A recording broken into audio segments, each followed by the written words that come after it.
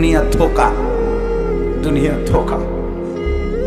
দুনিয়া কাউরে থাকতে দেয় নাই, কাউরে। রাজপ্রাসাদের মানুষটারও নামায় দিছে, কুড়ে ঘরের মানুষটারও বের করে দিছে, একটা লাঠি দিয়ে কবরে ফেলাই দিছে। যা।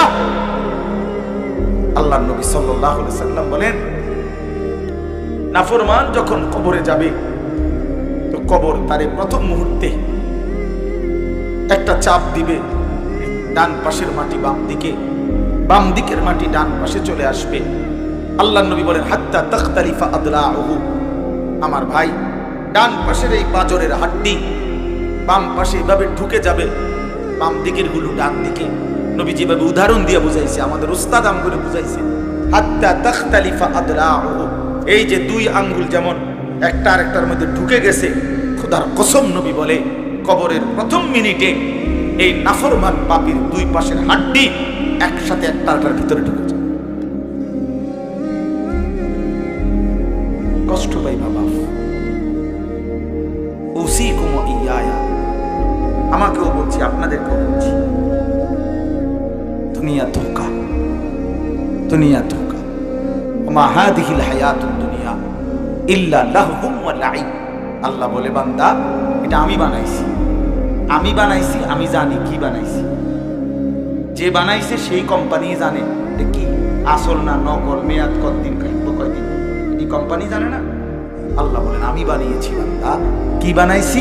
লাহবুম ওয়া লাইব, তামাশা, খেলাধুলা। খেলনা, খেলনা, এগুলো খেলনা, তামাশা। এটা ওমাল হায়াতুদ দুনিয়া ইল্লা মাতাউল গুরুর।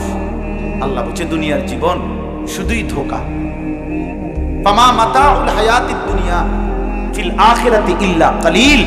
আল্লাহ বলে, বান্দা আখিরাতের তুলনায় দুনিয়ার জীবন একদমই সামান্য, কালিল, সামান্য।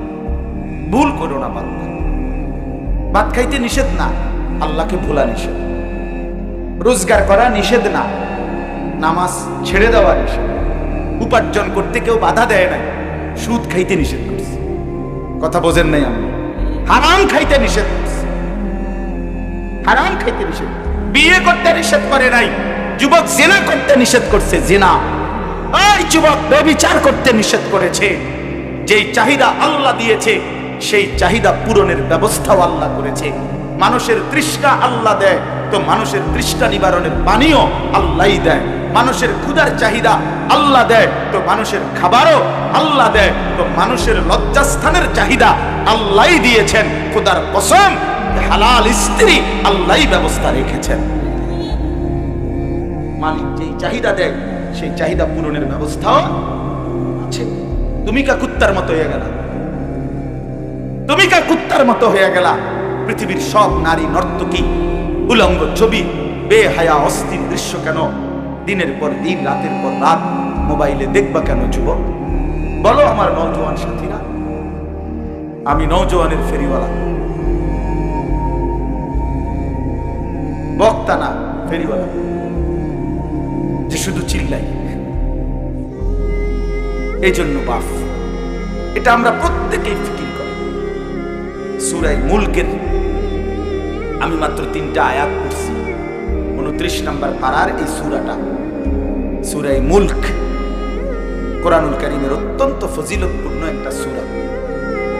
নবী সাল্লাল্লাহু আলাইহি সাল্লাম বলছেন, তুমজিহি মিন আযাবিল কবর হিয়াল মানিআ হিয়াল মুনজিয়া।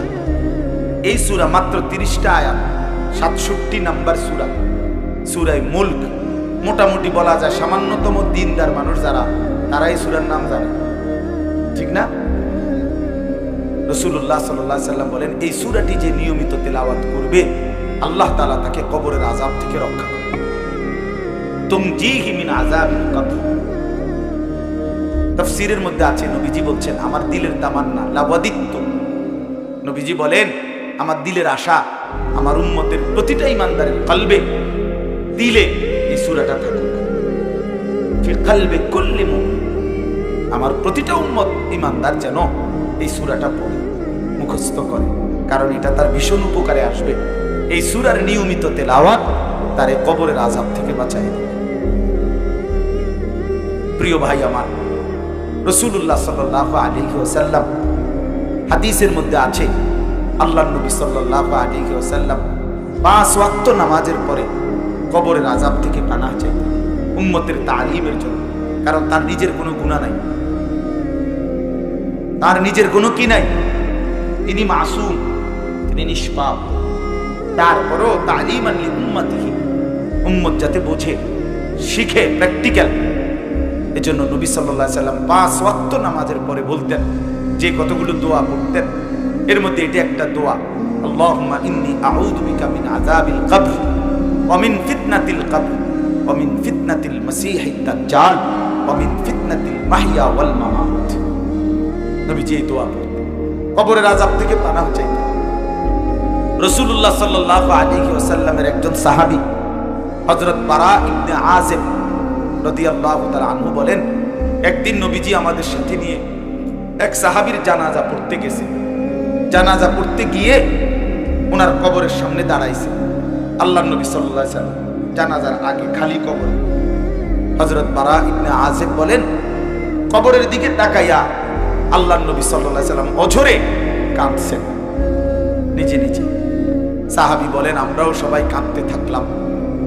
কিছুক্ষণ পরে কান্না থামাইয়া চোখের পানি মুছে কবরের দিকে তাকাইয়া নবীজি আমাদের সবাইকে লক্ষ্য করে বললেন, ইয়া ইখওয়ানি লিমিসলি হাদা ফাআইদু, আমার সাহাবীরা, আমার বন্ধুরা, আমার সাথীরা, তোমরা সকলেই কবরের জন্য প্রস্তুতি নাও। রাসূলুল্লাহ সাল্লাল্লাহু আলাইহি ওয়াসাল্লাম বলেছেন, কবরে নাফরমান যখন প্রশ্নের জবাব দিতে পারবে না, তখন জাহান্নামের পোশাক বিছানা বিছাইয়া দিয়া জাহান্নাম বরাবর দরজা খুলে দিয়ে এই ফেরেশতারা যখন সরে যাবে, তখন আরেকজন ফেরেশতা আসবে। ফায়ুদরাবু লাহু বিমিতরাকাতিন মিন হাদীদ, ওই ফেরেশতা তাকে লোহার হাতুড়ি দিয়ে একটা আঘাত করবে। বারবাতান বাইনা উযুনাইহি, দুই কান বরাবর মাঝখানে, দুই কানের মাঝ বরাবর একটা আঘাত করবে লোহার মুগুর দিয়া, হাতুড়ি দিয়া। ফায়াসিহু সাইহাতান, নাফরমান তখন এত জোরে একটা চিৎকার দিবে, ইয়াসমাউহা মান ইয়ালিহি ইল্লা সাকালাইন। নবীজি বলেন, জিন এবং মানুষ ব্যতীত আল্লাহর সমস্ত সৃষ্টি বেঈমানের চিৎকার শুনবে। রাসূলুল্লাহ সাল্লাল্লাহু আলাইহি ওয়াসাল্লাম বলছেন, উম্মত, আমার দিল চাইছিল, নবীজি বলতেছেন, আমার মন চাইছিল একবার যে আমি আল্লাহর কাছে দোয়া করি যে কোনো নাফরমান পাপী যখন তোমরা লাশ দাফন করবার জন্য কাঁধে করে নিয়ে যাও, তখন ওই বেঈমানকে পরিমাণ চিল্লায়, এই চিল্লানিটা একটু যেন তোমাগরে শোনায়। আমি একবার মন চাইছিল আল্লাহর কাছে বলি। নবীজি বলেন, পরে ভাবলাম আমার উম্মত জীবনে যদি একবার সেই আওয়াজ শুনতে পাও, তাইলে তো তোমরা আর কোনোদিন কোনো লাশের দাফন করবে না, তাইলে তো আর কোনোদিন কোনো লাশকে কাঁধে নিবা না, আর কেউ কোনোদিন লাশের দাফন করতে রাজি হবে না। যদি চিল্লায় তখন তো লাশ কুকুর বিড়ালে খাবে না, ফরমানের লাশ। এই জন্য বাপ আমার, কবরের আযাব সত্য, অত্যন্ত ভয়ানক, অত্যন্ত ভয়ানক। নবীজি এক হাদিসে 3 বার বলছেন, ইস্তাইযু মিন আযাবিল কবর, কবরের আযাব থেকে পানাহ চাও। নবীজি একদিন সাহাবীদের সাথে চলতে গিয়ে 2 জন ইমানদারের কবরের দিকে তাকাইয়া বলছে যে তাদের কবরের মধ্যে আযাব হচ্ছে। ওমা ইউআযাবানি ফি কাবীরিন, বড় কোনো অপরাধের কারণে নয়। একজন সকলখুরি করত, একজনের কথা আরেকজনের সাথে, আরেকজনের কথা আরেকজনের সাথে লাগায় দিত, কাজ্জা বাজায় দিত, এই বদঅভ্যাস ছিল। আরেকজন প্রস্রাব করে, এই নওজোয়ান শোনো ভাইয়া, রাসূলুল্লাহ বলছে কবরের আযাব হচ্ছে এই মুহূর্তে। কেন? সে প্রস্রাব করে ঠিক মতো পবিত্র হতো না, মুত্তা যারা ফানিলও না, মুত্তা যারা পেশাব পায়খানার পরে পেশাব করে টয়লেট পেপার ব্যবহার করো না, রাসূলুল্লাহ সাল্লাল্লাহু আলাইহি ওয়াসাল্লাম বলছে তোমার কবরে আযাব হবে, কবরে কষ্ট পাইবা।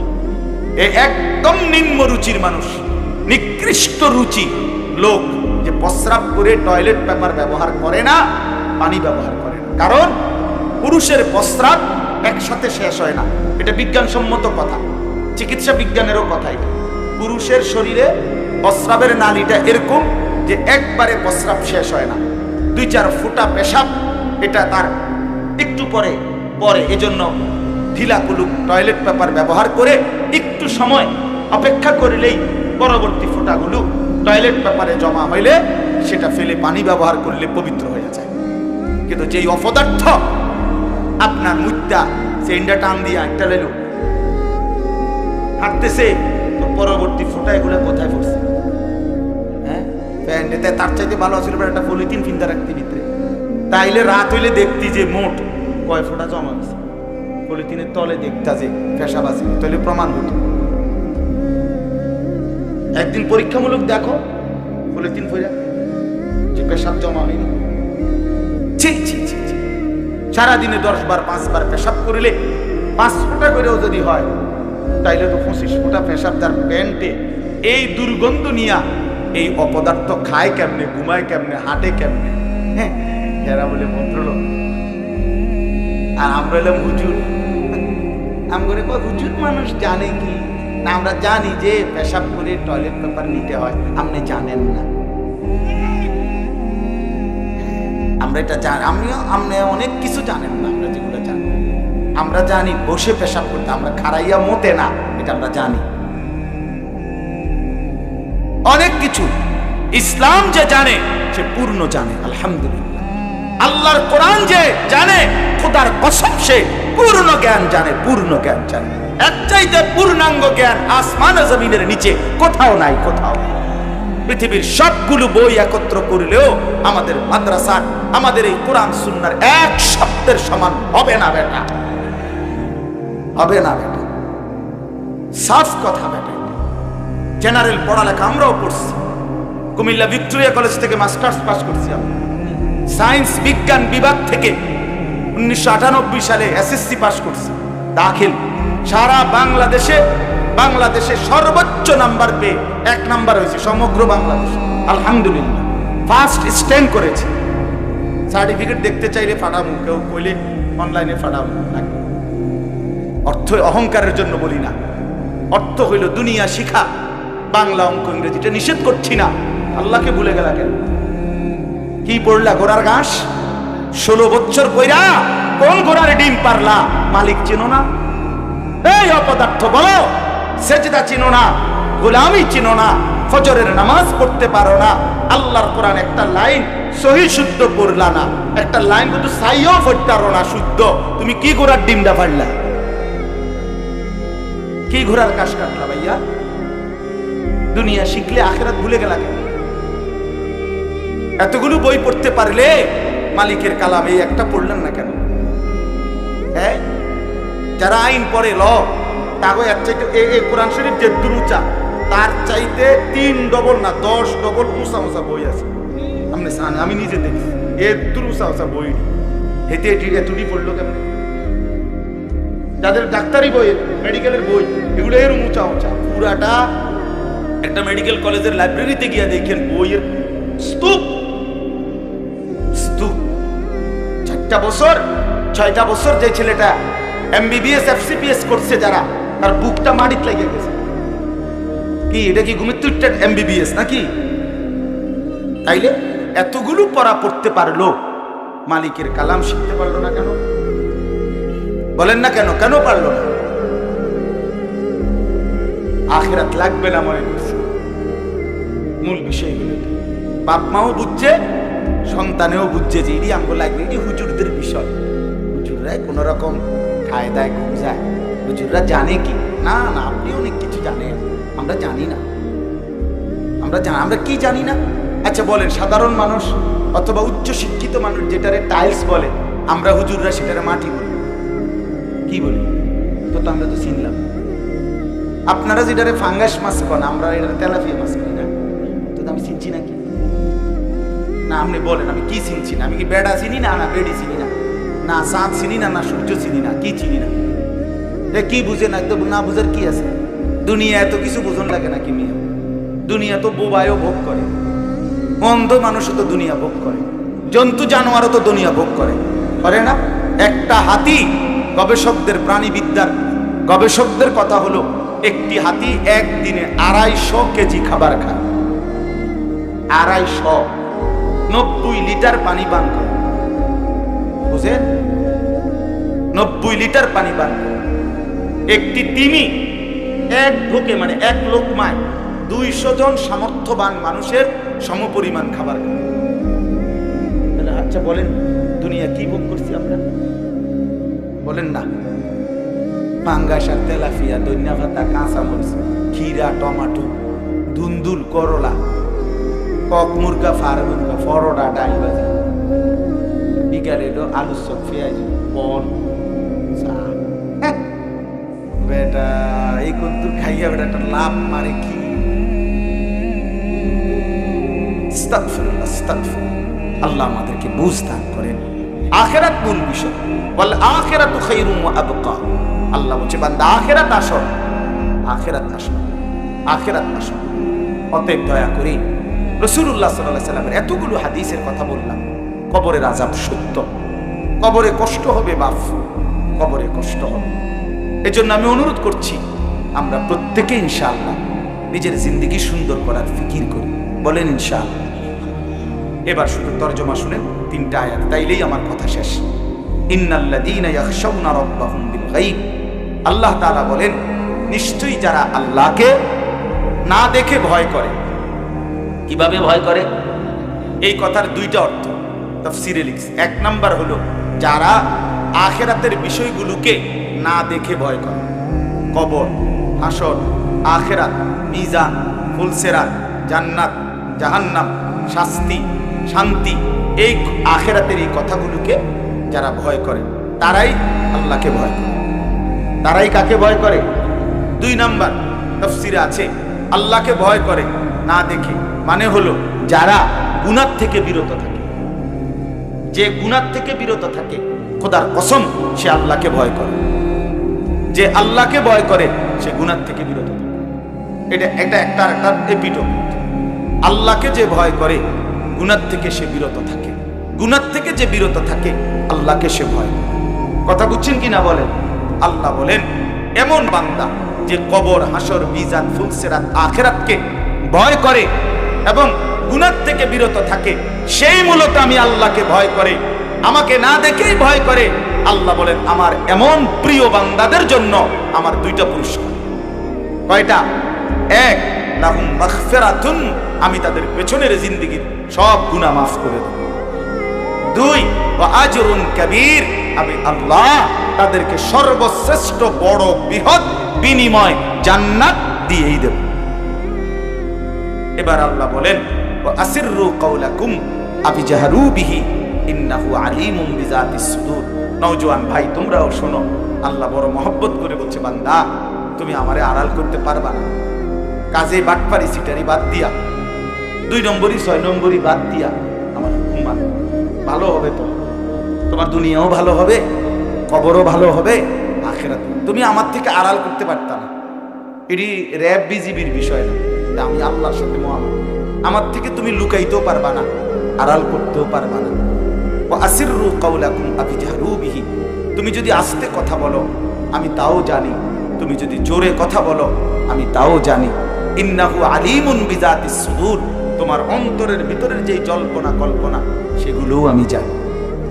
তাহলে আল্লাহকে আড়াল করবেন কিভাবে? কথা বলেন না কেন?